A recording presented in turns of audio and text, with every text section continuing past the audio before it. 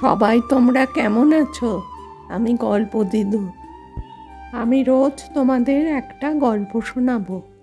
শুরু করার আগে ভিডিওটা লাইক আর চ্যানেলটা সাবস্ক্রাইব করে নিও, এরকম অনেক গল্পের জন্যে। গল্পটা ভালো লাগলে কমেন্ট করে জানিও। আজকের গল্পের নাম সুখের সন্ধান। একদিন একটি লোকের সংসারে খুব ঝগড়াঝাটি হয় তার বউয়ের সঙ্গে। বউটি ছিল ভীষণ ঝগড়াটে। কোনোদিন সে তার স্বামীকে সুখে থাকতে দিত না। একদিন সে ভদ্রলোক আর কোনো উপায় না দেখে সামান্য কিছু পয়সা, জামা কাপড় একটা পোটলায় বেঁধে কোথাও চলে যাওয়ার জন্য মনস্থ করে রাস্তায় বেরিয়ে পড়ল। নাসিরউদ্দিন সেই লোকটিকে মুখ বেজার করে রাস্তার ধারে এমন ভাবে বসে থাকতে দেখে প্রশ্ন করলেন, তোমার কি হয়েছে? কেন তুমি এমন ভাবে রাস্তার ধারে বসে আছো? লোকটা বলল, জীবন একেবারে বিস্ময় হয়ে গেছে আমার স্ত্রীর জন্য মোল্লা সাহেব। হাতে কিছু পয়সা আছে বটে, কিন্তু সুখ নেই।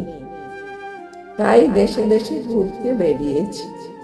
যেখানে কোনো সুখের সন্ধান পাবো সেখানেই থেকে যাব। লোকটির পাশে তার পোটলায় টাকা কড়ি, জিনিসপত্র সবই রাখা ছিল। তার কথা শেষ হতে না হতেই নাসিরউদ্দিন সাহেব সেই বোঝকাটা নিয়ে দৌড়ে পালিয়ে গেলেন। মোল্লা সাহেবকে পোটলাটা নিয়ে পালিয়ে যেতে দেখে লোকটিও তার পিছনে দৌড়তে লাগলো প্রাণপণে।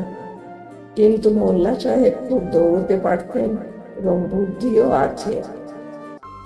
এমন অবস্থায় নাসিরউদ্দিনকে ধরে কার সাধ্য?